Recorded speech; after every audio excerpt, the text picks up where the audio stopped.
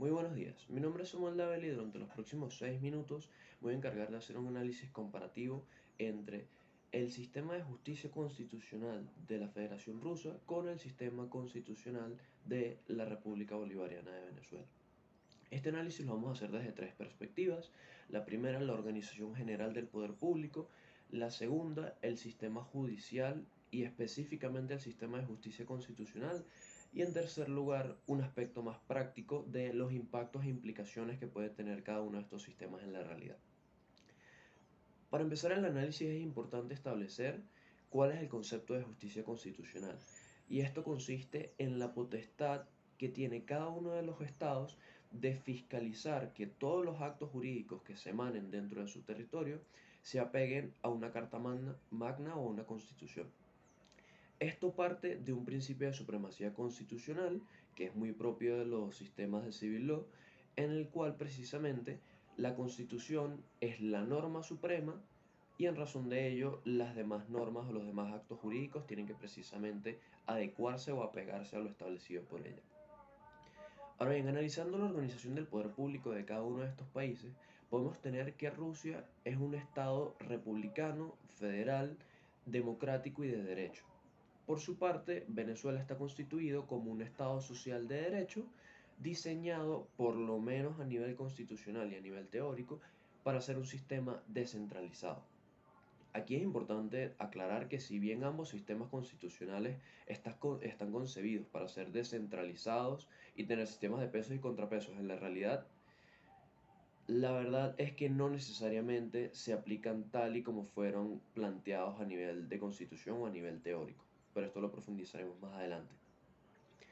Ahora bien, analizando particularmente el sistema de justicia constitucional de cada uno de los dos países, en el caso de Rusia, el sistema judicial está dividido de manera bicéfala.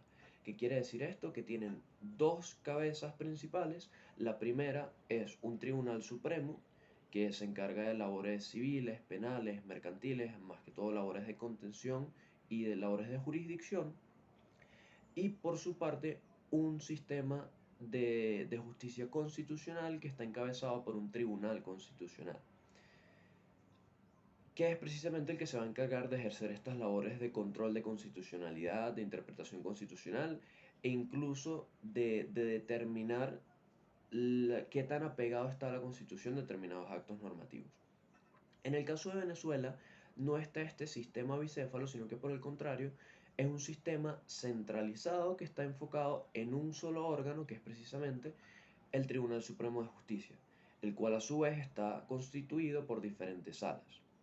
Una de esas salas, y pudiese ser la sala más importante con mayores poderes dentro del Tribunal Supremo de Justicia, es precisamente la sala constitucional, que es un equivalente o un homólogo al Tribunal Constitucional de la Federación Rusa y que precisamente se encarga de estas labores de control de constitucionalidad, de interpretación de la Constitución e incluso determinar aspectos de constitucionalidad o legalidad de determinados actos normativos.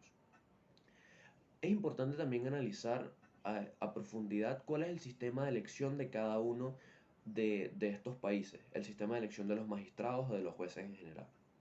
En el caso de Rusia, las postulaciones se realizan a través del Ejecutivo, es decir, el presidente introduce ante el Parlamento una serie de candidatos.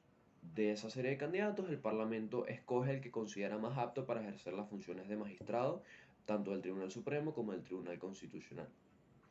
En el caso de Venezuela, es un sistema que posee mucho más pesos y contrapesos y posee más filtros.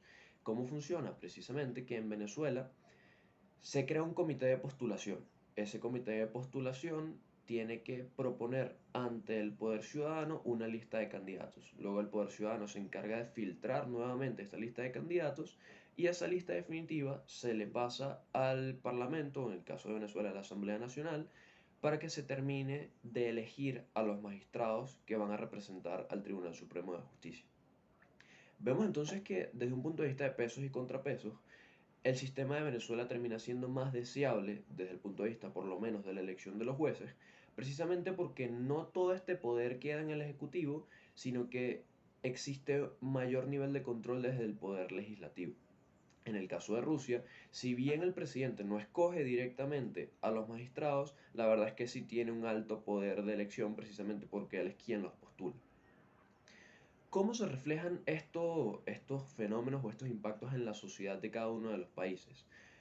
Ambos son sistemas profundamente presidencialistas, que esto no es casualidad, y además son países con altos niveles de fragilidad institucional.